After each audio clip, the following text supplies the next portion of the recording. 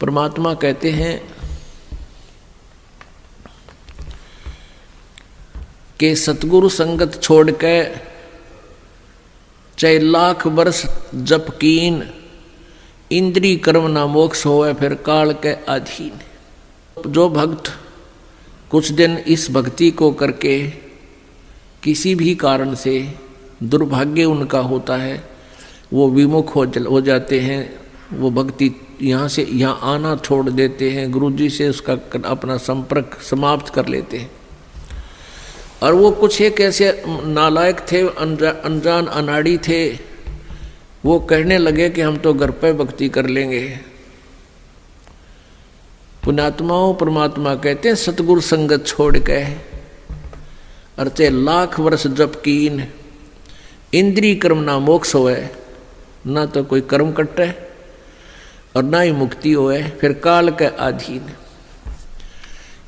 पुण्यात्माओं हमें यहाँ से 21 ब्रह्मांड काल के और सात संग ब्रह्मांड इस परब्रह्म के, इनको पार करके जाना है। और जब यहाँ से भक्ति युक्त प्राणी चलता है, यदि उसके साथ सतगुरु नहीं है, वो नहीं जा सकता 10 कदम भी। रास्ते में पता नहीं कितने कितने बखेड़े हैं।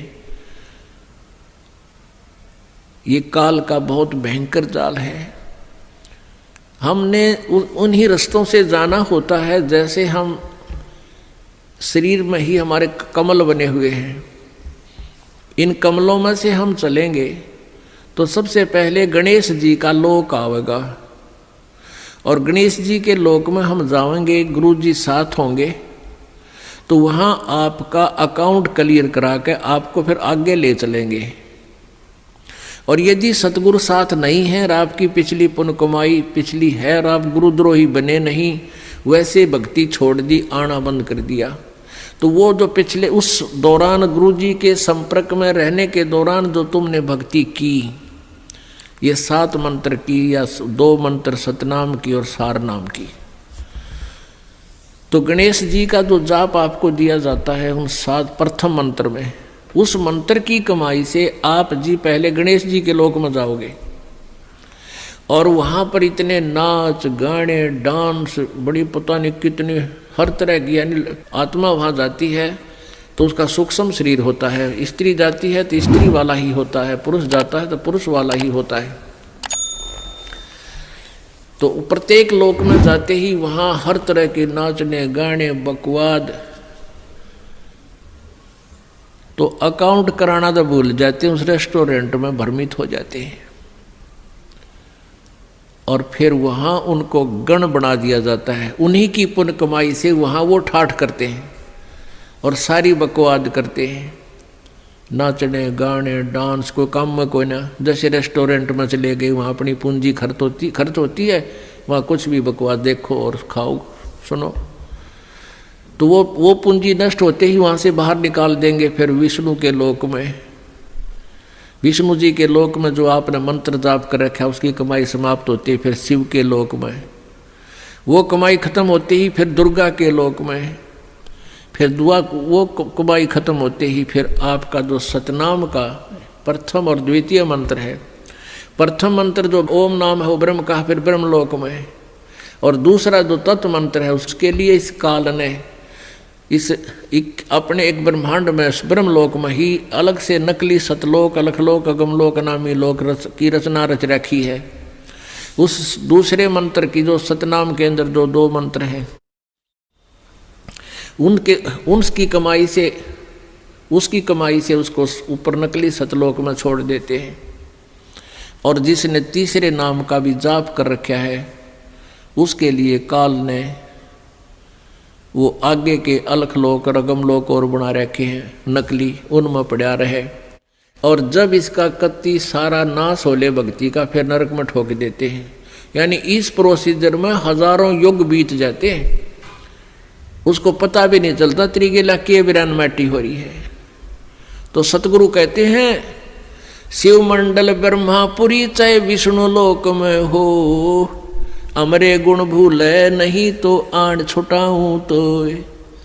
अब कई पुण्यात्मा कोई ज्ञान तो खूब सुन लिया और कोई दुर्भाग्यवश यहाँ से दूर भी हो गए, तो वो फिर इससे या तो शिव मंडल में, शिव के लोक में, या ब्रह्मा के लोक में, या विष्णु के लोक में जा रहा है, फिर वहाँ कमाई वह मौज मार रहा है।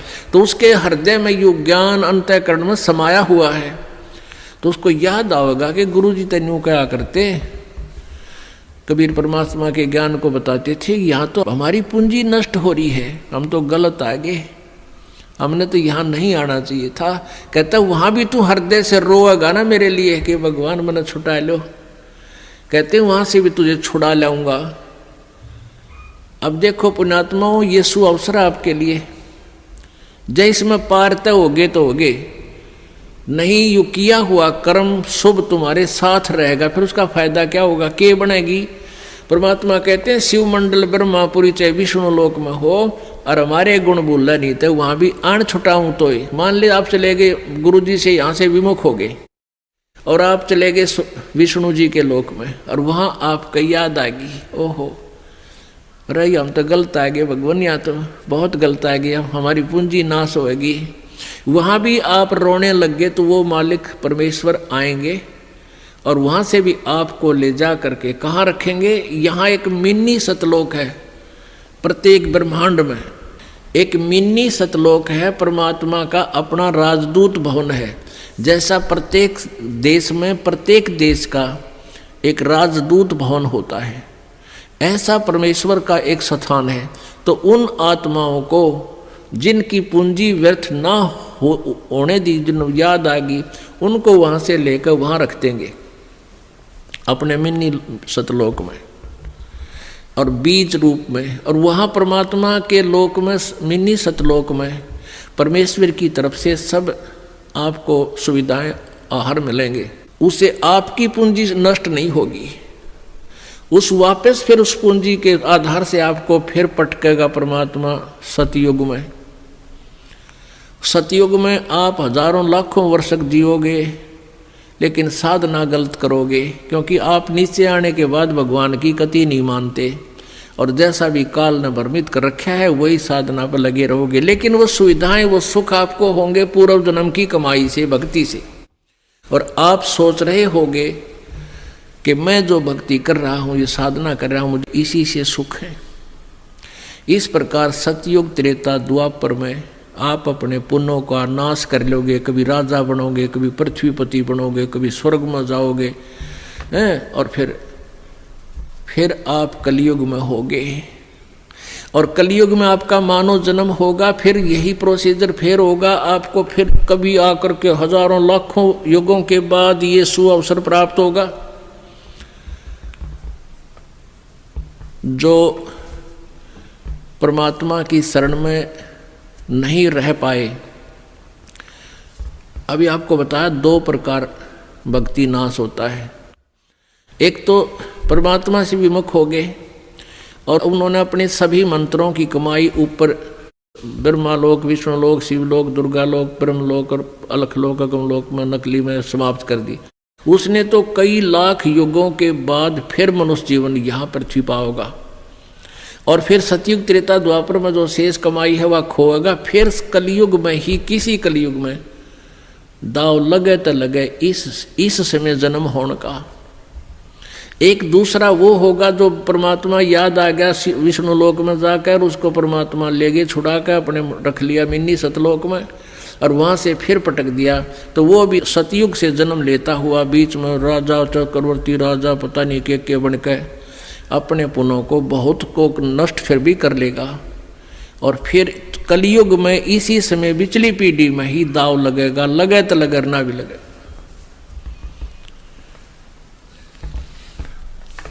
तो परमात्मा कहते हैं सतगुरु संगत छोड़ कर लाख वर्ष जप कीन, इंद्री क्रमना मोक्ष होवे फिर काल के अधीन। जब ये प्राणी यहाँ से चलता है, आगे नरी अप्सराएं नाच रही होती हैं या युवा देवता होते हैं, दोनों तरफ के मेल फीमेल को अट्रैक्शन करने के लिए इसने पूरा जुगाड़ कर रखा है। और सबसे बड़ी कमजोरी है इस जीव की, वो फिर भूल जाता है, सब कुछ भूल जाता है और काल के जाल में फंस